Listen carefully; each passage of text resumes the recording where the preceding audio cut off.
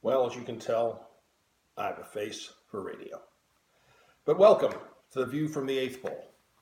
My name's Norm Kessling, and I'm a lifelong thoroughbred racing enthusiast, and just want to share my thoughts on the upcoming Triple Crown races that are going to be run today at Aqueduct, Keeneland, and Santa Anita. And we'll go through them one race at a time. But before we do that, just a comment on the unbelievable performance last week for Mendelssohn, the $3 million yearling who was running at the UAE Derby. Very impressive, won off by 18 lengths. He's definitely going to come to Churchill Downs the first Saturday of May. And he's a half-brother to Beholder, half-brother to Into Mischief. He's won the Breeders' Cup Turf. No horse has ever won the Breeders' Cup Juvenile Turf and the Kentucky Derby, let alone, no one's running them both, let alone won them. So he will be quite interesting to see on the first Saturday of May. But one thing to remember is that track at Meydan in the UAE Derby was very speed favoring. The jockey sent him from the beginning. He's not going to have that kind of trip at Churchill Downs. He's never raced with 20 horses in a field.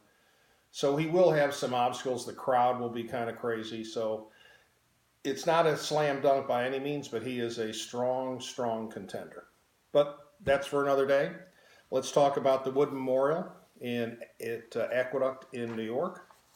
And there's a field of 9 with a pretty strong favorite named Enticed, who won the preliminary race for this, the Gotham, earlier in New York. And he remains the top choice, and he's my top choice. Just to briefly go through some of the other horses, many of these horses have no chance. I'm not quite sure why they're even in the race.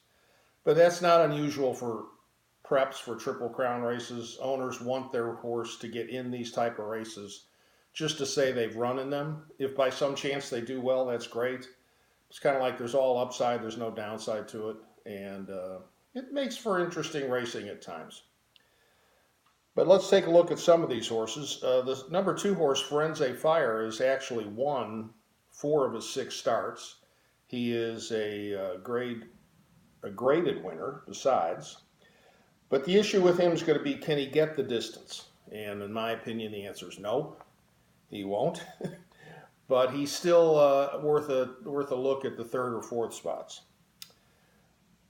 That's really, among the first 4 horses, that's the only one I'd talk about. Enticed is number 5. He's owned by Godolphin. And they are eagerly trying to win the Derby, just as the Coolmore folks who own Mendelssohn are trying to win the Derby. So he ran very well at Aqueduct back on March 10th in the Gotham.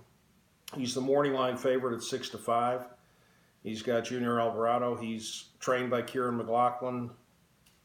He has good breeding. There's no reason why he shouldn't run another good race, but he's by no means a slam dunk winner. And even if he does win, he will probably be no better than the 4th choice on Derby Day. A couple of the other outside post horses. Number 8, Restoring Hope, is a Bob Baffert horse coming in from California. But like a few of these, all he's done, he's won a maiden race. So this will be the first race he runs against other winners. And traditionally, that's a very difficult challenge for a horse. Most who win a maiden and then run against winners next don't win. And I think that's going to be the case for this guy. But he is someone that if you want to put some money on potentially a decent price, he's 4-1 in the morning line. Maybe he'll go off at 6. He certainly has a chance. He's been around 2 terms. That's a plus. And he has a good jockey in Pratt. And then the number 9 horse is a Pletcher horse, Pino Rosso, who's been kind of a wise guy horse for the first few races here in 2018, but he hasn't performed like it. He's run at Tampa, where we are, about 20 minutes away, by the way. Three races at Tampa, and he won the first one. It's an optional claimer. He broke his maiden last year at Aqueduct, so he has a win over the track. That's always good. But his last two races at Tampa were, I would fair to say, disappointing. In the Grade 3 Sam Davis, he ran third to Flame Away, who's running today at Keeneland.